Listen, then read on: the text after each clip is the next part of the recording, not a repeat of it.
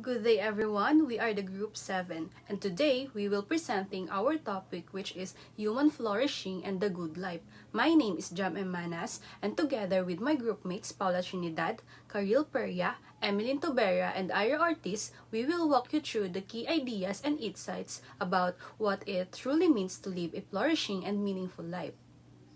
So the topic that is assigned to us is all about Chapter 5, Human Flourishing and the Good Life. Letter A is Human Flourishing, Letter B is the Good Life, Letter C is Summary of Nicomachean Ethics, and Letter D, Aristotle on the Good Life. Good day, I am Emily Rose Titobera. This presentation is about the concept of human flourishing or eudaimonia from the perspective of the famous philosopher Aristotle. So pag-aaralan natin kung ano ba talaga ang ibig sabihin ng good life para sa isang tao. Then we will look at a modern paradox kung bakit despite all efforts, parang lalong lumalaki ang gap between rich and poor countries. So let's start. So the human flourishing, Aristotle, Eudaimonia, and the Modern Paradox of Development. This is the title of the presentation. It introduced the two main parts, Aristotle's ancient philosophy on eudaimonia and a modern problem na titignan natin sa huli. Aristotle's concept of good. The good is what is good for a specific entity. Ang isang bagay ay masasabing mabuti kung maganda o beneficial ito para sa isang specific na bagay.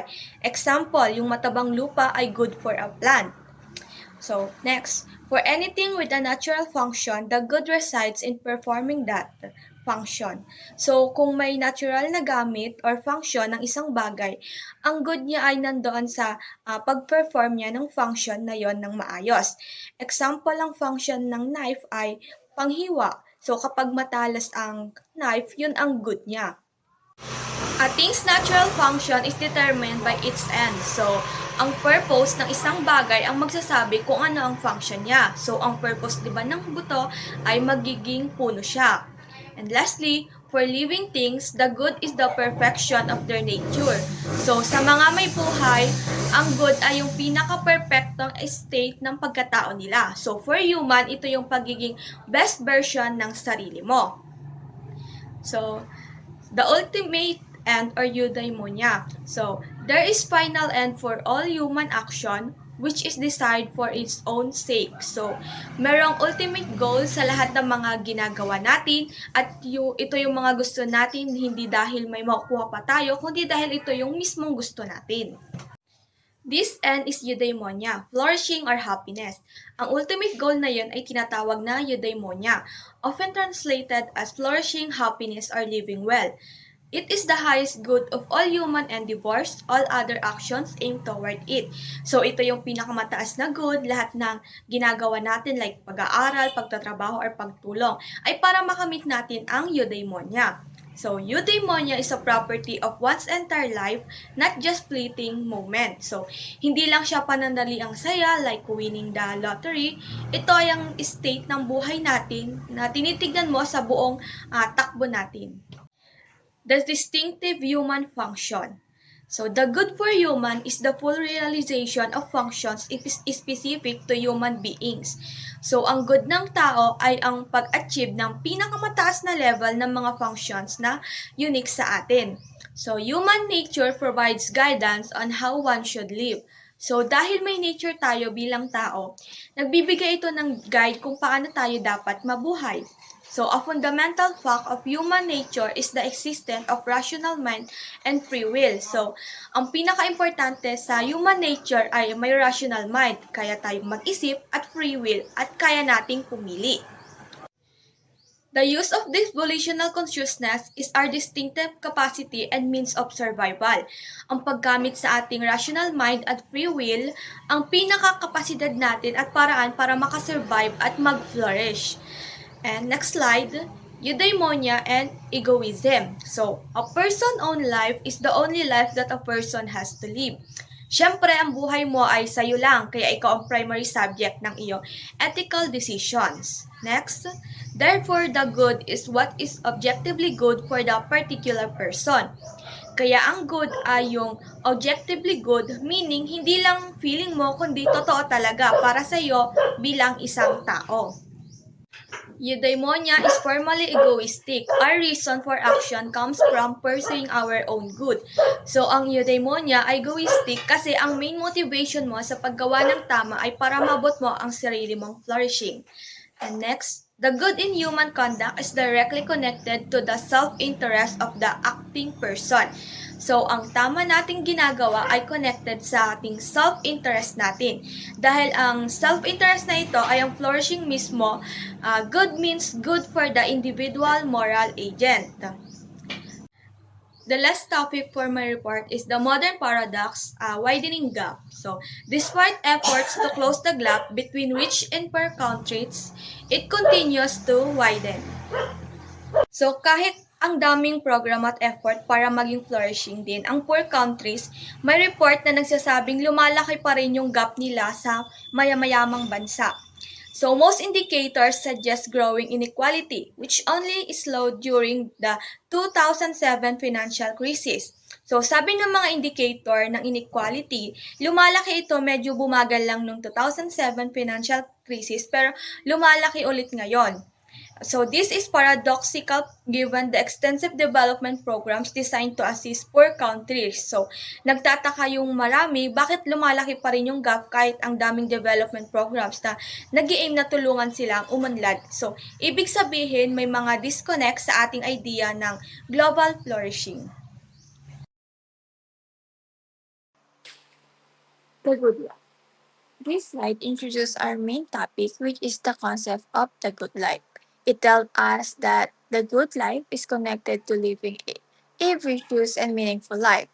The idea is that people everywhere want to live well, but what counts as a good life is not the same for everyone. Here, the slide explains that our definition of a good life depends on our backgrounds, experiences, and personal preferences. It highlights that although we have different ideas about happiness, all humans share the same desire to understand whether they are truly living a good life. Aristotle, Nicomachean Ethics. This slide represents the main philosophical source behind the topic, which is Aristotle's Nicomachean Ethics. So it explained that the book discusses how people should live in order to achieve real happiness and virtue. It also notes that the text was originally made of 10 scrolls and was dedicated to Nicomachus, either Aristotle's father or his son. Who should read it and why? So this slide describes why the book is still relevant today. So it is helpful for people interested in philosophy and for those wanting personal growth. The text teaches how moral behaviors, balance in life, and the use of reason contribute to living a fulfilling and meaningful life. Key ideas in Nicomachean Epic. So this slide outlines Aristotle's main ideas about the good life. So we say that true happiness or eudaimonia is the highest goal and it can only be achieved by living a virtuous life. So a virtuous person avoids extremes and follows the golden mean. Aristotle also believed happiness does not come from wealth or pleasure, but from being morally good and using reason. Good day everyone, I am Paula B. Trinidad and the topic that is assigned to me is all about summary of Nicomachean Ethics. Now, I will discuss the summary of Nicomachean Ethics. In Book 1, Aristotle begins by asking what the ultimate goal of human life is. He says that all our actions aim at something we want for its own sake, and understanding this goal will help us make better choices, just like an archer who needs a target after examining different things people want. He concludes that what we truly desire is happiness, but not everything that feels good actually leads to happiness in the long run. Real happiness comes from doing what is genuinely good. For Aristotle, true human good is living a life guided by virtue, and this can only be judged over a complete and well-lived lifetime. Book 2 explains how we actually become virtuous. Aristotle says that even true pleasures can make us happy for a moment. Only virtue leads to a true good life. And just like a musician becomes skilled by practicing, we also develop virtue through habit and experience. He describes virtue as the middle way between two extremes. Too much and too little are both harmful. The right balance is what counts. For example, anyone can get angry or give money, but doing it at the right time, with the right intention, and in the right amount is what makes the action virtuous. In Book 3, Aristotle emphasizes that we are responsible for most of our actions because we always have the option to choose. Even ignorance is not a full excuse, since we can always choose to learn what is right. He then continues explaining virtues that follow the middle way. For courage, the middle is between fear and confidence. Too much confidence is recklessness, and too much fear is cowardice. For temperance, the middle is finding the right balance between pleasure and pain. Too much leads to wastefulness, while too much little makes a person insensitive. These examples show how virtue always aims at the right balance. Book 4 expands the idea of the middle way by discussing more specific virtues. Aristotle groups them into pairs. Generosity avoids both wastefulness and stinginess, while magnificence avoids vulgarity and being too cheap, especially with large gifts or projects. Magnanimity balances between vanity and having too small a sense of self-worth, while ambition balances between being over-ambitious and having no ambition at all. Gentleness stays between irritability and passiveness, and friendliness stays between flattery and unfriendliness. Truthfulness avoids exaggeration and self-deprecation, and wittiness avoids being a clown or being dull. Each virtue shows how proper balance leads to good character. So, my last topic is about Book 5, which focuses entirely on justice, which Aristotle considers the highest virtue. Justice matters because it exists only within a community. You can't be just by yourself. Aristotle also uses this discussion to subtly criticize Plato's idea of a rigid, ruler-controlled society. Unlike Plato, Aristotle believes that a just society should be based on fairness, equality, and proportionate treatment.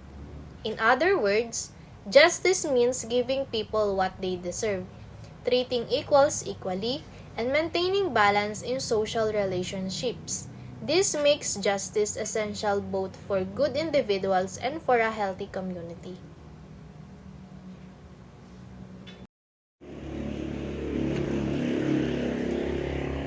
Hello everyone, my name is Karil Esferia, and for today we will discuss about the book 6 of Aristotle.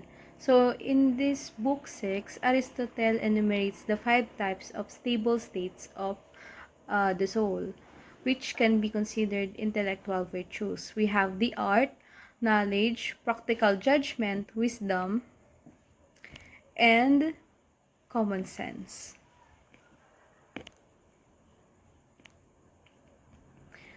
Aristotle explained the stable states of our soul.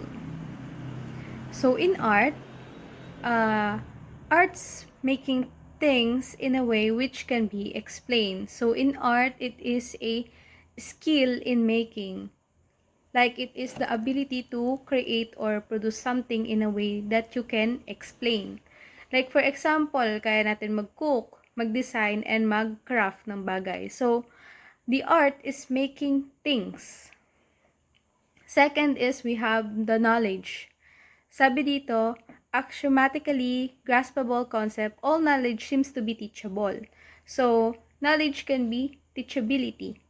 This means that knowing facts that are certain or teachable, and it is based on logic.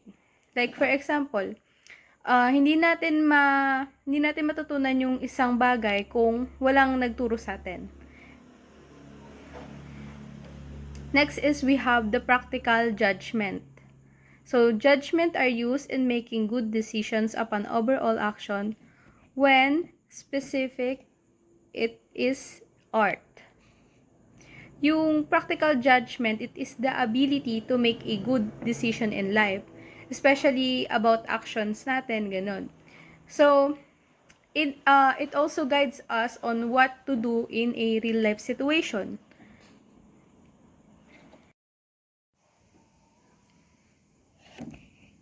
Next is we have the wisdom. So it is a combination of a common sense and knowledge, and it is only belongs to a wise person. However, we don't need that because we have a common sense, sabi ni Aristotle. And itong kasing wisdom na to, it is a pinagsamang deep understanding and knowledge ng isang bagay. Like for example, kasi pagka yung mga teacher natin, they understand and know what is right thing to do, and then ginaguide nila yung other students to show knowledge in a way that matututo yung mga students niya, and that is a wisdom. Kasi hindi lang niya alam yung isang bagay, hindi lang niya alam ang isang bagay, kundi naiintindihan niya din yung ituturo niya. 5 is the common sense or intellect. It is the understanding of basic truths without needing explanations. Kasi nga, it is a common sense. Alam na natin yung gagawin natin kahit hindi pa ituro sa atin. Kasi basically, ayun talaga yung nararapat gawin.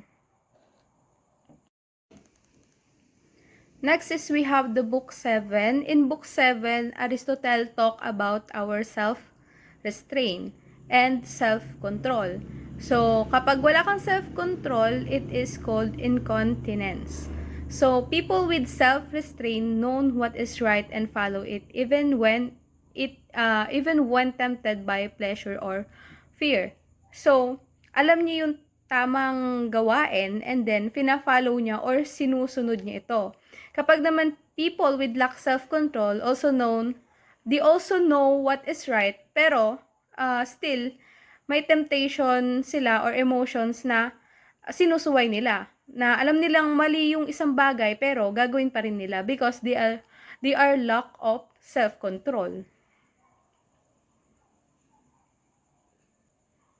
And sabi dito ni Aristotle, yung self-restraint is not a vice, but it is a skill that we can learn.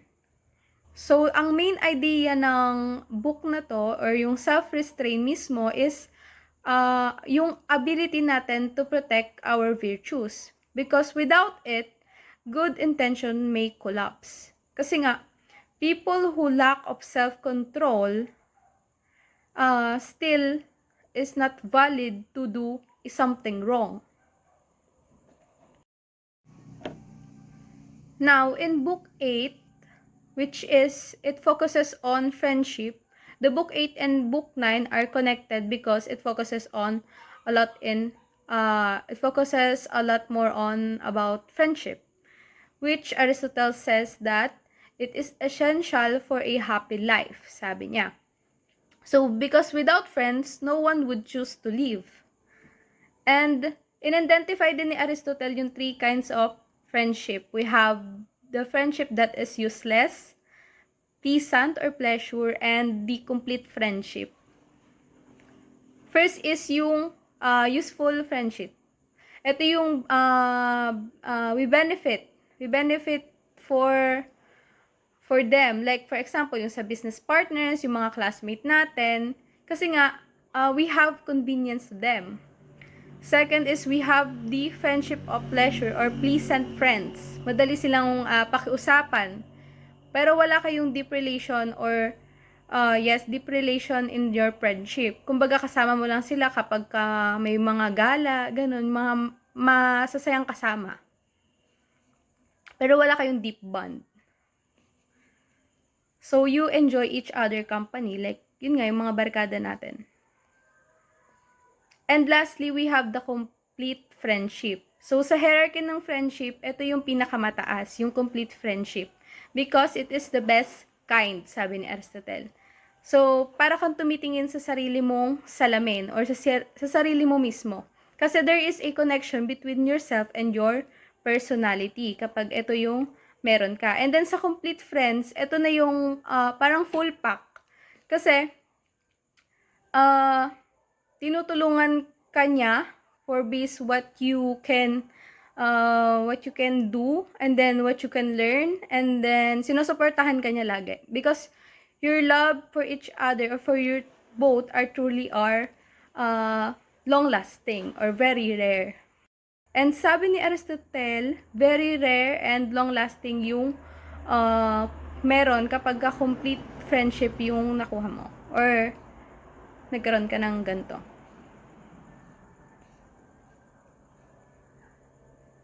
And sabi ni Aristotle, friendship between someone dominant and someone submissive are not real friendship. And it makes your relationship with your friend more difficult.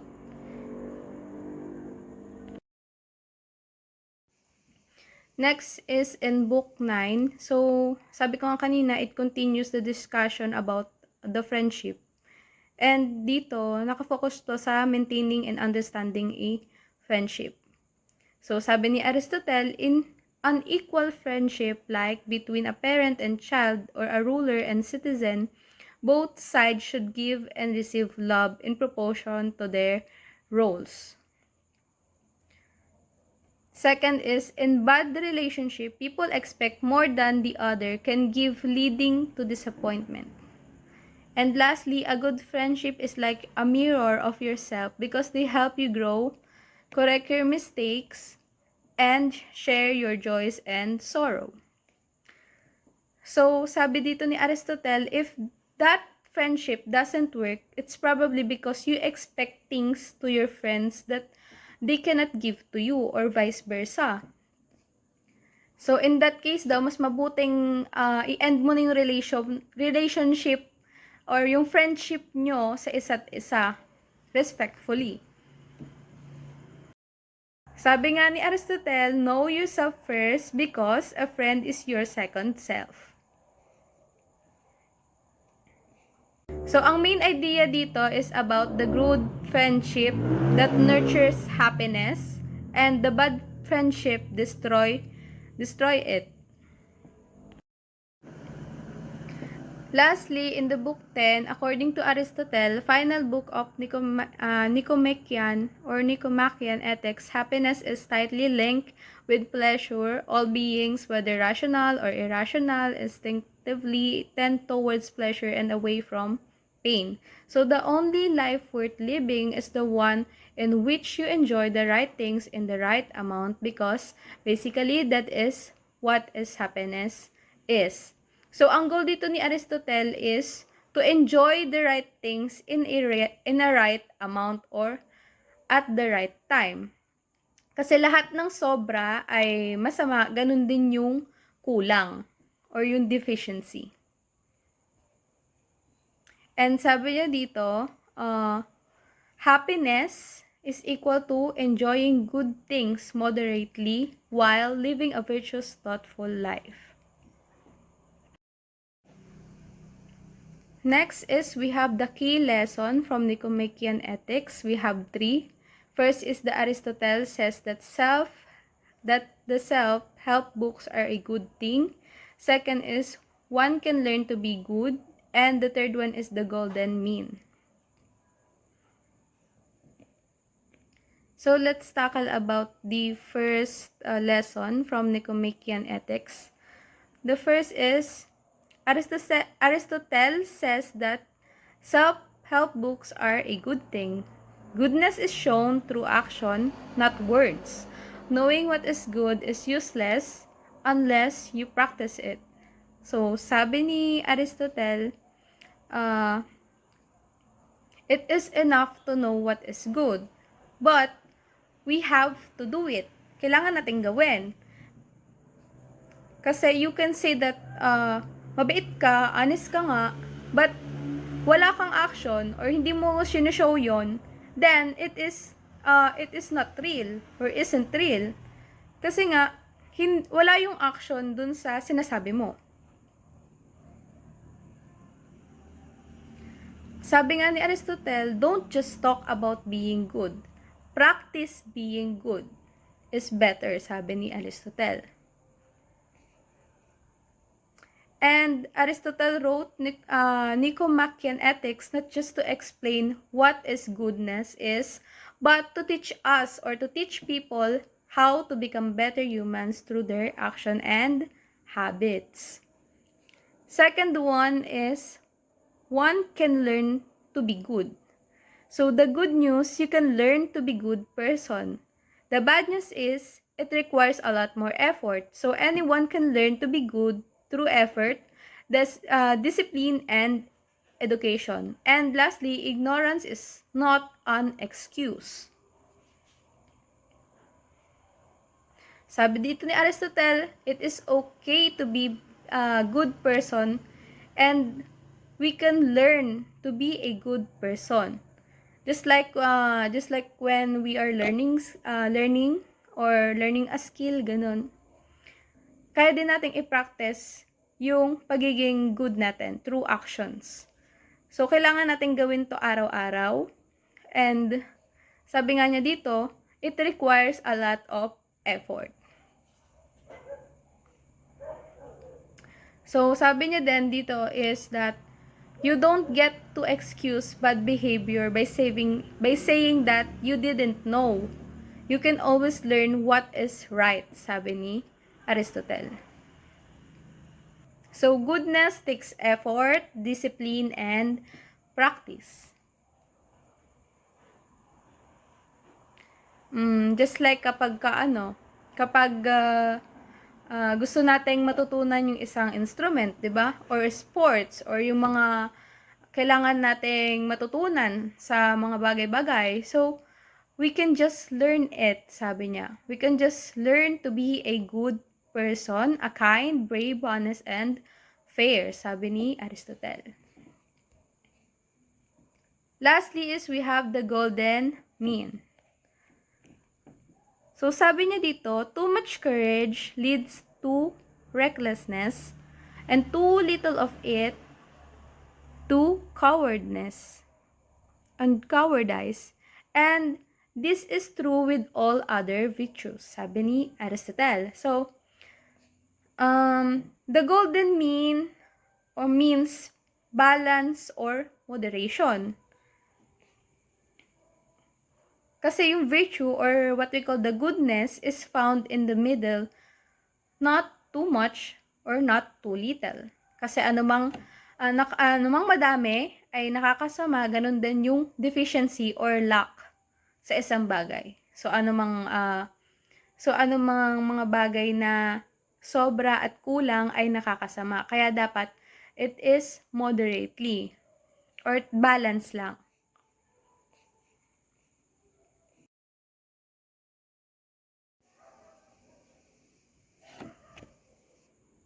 Last slide is we have the eudaimonia, the ultimate good.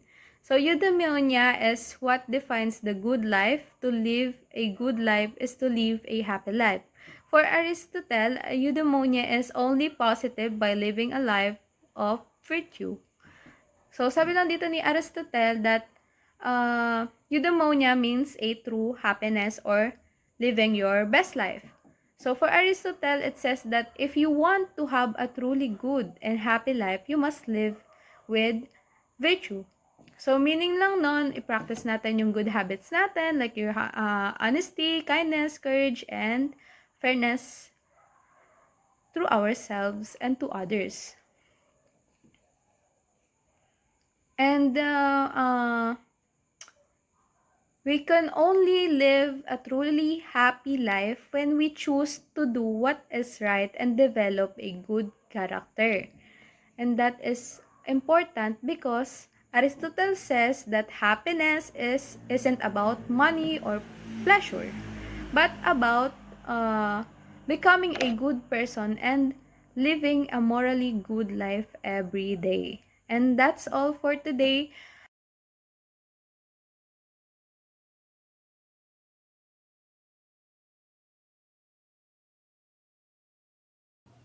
In this slide, Aristotle on ends and myths, Aristotle explained that in our action, we always aim at something, meaning ends are the goals we want to achieve, and the means are the action we take to reach those goals. For example, your end is to pass the exam, your means is studying.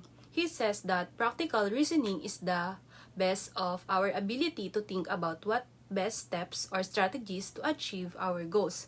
Hindi tayo basta gumagalaw ng random. Our action become meaningful only when we act with a purpose. So basically, yung action matter when we know what we're aiming for and why we choose a certain way to get there.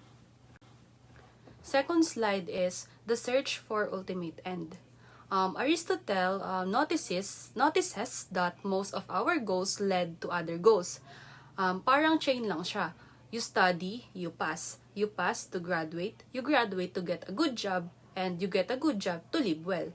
Because of this chain, Aristotle asks, is there a highest goal, an ultimate end that we want for its own sake, not because it leads to something else?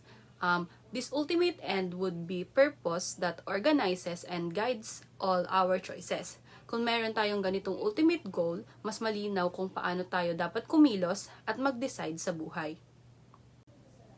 In this slide number 3, the final end, living well. Aristotle concludes that the true final end, the goal we want for its own sake, living well, or human flourishing. This means that living a life where you grow, develop your abilities, act with virtue, and feel fulfilled. Hindi mo kailangan ng ibang dahilan to want this. We naturally desire to live well, di ba? Unlike other goals, this one doesn't depend on another purpose. For example, we want money to buy things. We want success to gain respect. Pero living well is different. We want it simply because it's the best and the most complete kind of life for human being. It also gives meaning and direction to all our choices. So even our goals like studying, working, or relationships make sense because they help us to live well overall. Next is differences and desires. Aristotle notices that people have different personal desires like wanting wealth, fame, power, popularity. But he says that these aren't our natural desires. They're acquired from society, culture, or personal experiences. In contrast, we all share natural desires such as to need the food, desire for safety, the drive for connection, the longing for knowledge or understanding. These natural desires helps reveal what is truly good for human being in general. Ibig sabihin, kahit iba-iba tayo ng gusto sa life, meron tayong common, built-in human needs that point us toward the things that help us flourish. So, personal preference differ, but natural human desires guide us toward what is genuinely good for everyone. Real goods necessary for living well. Sabi ni Aristotle, ang real goods daw ay yung tunay na nakakasatisfy sa natural human needs. May tatlong types nito, which is the bodily goods tulad ng pagkain, tulog, at kalusugan. Kailangan natin yun para mapanatiling buhay and functional yung ginagawa natin sa pang-araw-araw. We also have external goods, which is yung pera, tools, at suporta mula sa ibang tao, which is tumutulong para magawa natin ang mga gawain sa pang-araw-araw. Pero yung pinaka-mahalaga ay yung goods of soul tulad ng virtues, wisdom, at friendship. Ito yung nagpapayaman sa moral and inner life natin. At unlike bodily or external goods, walang limit ang goods of the soul. Pwede kang laging maging wise, mas kind, at mas virtuous. Slide number 6 is from knowing the good to doing the good. Napansin ni Aristotle na madalas alam ng tao ang tama pero minsan hindi pa rin nila ginagawa. Ibig sabihin, hindi sapat yung knowledge, kailangan din natin ng tamang habits. Kaya mahalaga ang virtue. Nabubuo ito sa paulit-ulit na paggawa ng mga good so that na pag pinractice natin yung kagaya ng honesty, courage, and self-control sa araw-araw. Mas nagiging natural daw yung paggawa ng tama over time. Nagiging mas align ang actions natin sa understanding natin of the good. Kaya mas consistent and intentional yung buhay. The key to living well. Aristotle explains that virtue is essential for living a good and meaningful life, while wisdom is the highest intellectual virtue. It is the moral virtues that influences our daily choices the most. Our everyday decision, how we act, how we treat others, how we control ourselves, shapes the direction of our lives. If our choices are good and virtuous, our life naturally moves toward flourishing and living well. Pero kapag mali, impulsive, or harmful ang mga choices natin, we risk living poorly kahit alam pa natin ang tama. Virtue help us stay aligned with what is truly good. Here naman, central moral virtues, he identifies certain central moral virtues that serves as foundation of ethical behavior. Moderation helps us to avoid extremes, preventing unhealthy excess in desires and habits. Courage enables us to act rightly even in the presence of fear or difficulty. Kaya kahit kinakabahan tayo, we still choose what is right. And justice maintains fairly and harmony in society, ensuring people get what they deserve and communities function well. These virtues work together to guide our behavior and strengthen our character, helping us to live responsibly and ethically. So ayun, malapit na po tayong matapos. Number 9 is the role of fortune. Aristotle recognizes that external conditions play a real role in our ability to flourish. Kahit gaano pa tayo kabuti o ka-develop ang virtues ng isang tao, life can still bring challenges like illness, loss, or unexpected hardships. A virtuous person can handle this difficulty better. Pero hindi ibig sabihin na immune na sila is misfortune na. Because of this, Aristotle says that living well requires both virtue and good fortune. Kailangan natin ng mabuting character, pero kailangan din ng circumstances that allows the conclusion of Aristotle yan. Aristotle's ethical framework shows us how to pursue a meaningful and flourishing life by seeking real goods, developing virtues, and understanding the limits of what we can control. Mas nagiging malinaw kung paano tayo dapat mabuhay or mamuhay. We learn act wisely, choose well, and respond to challenges with strength and integrity. In the end, Aristotle reminds us that while fortune may influence our lives, living with purpose, virtue, and intention is what truly leads to fulfillment and well-lived life.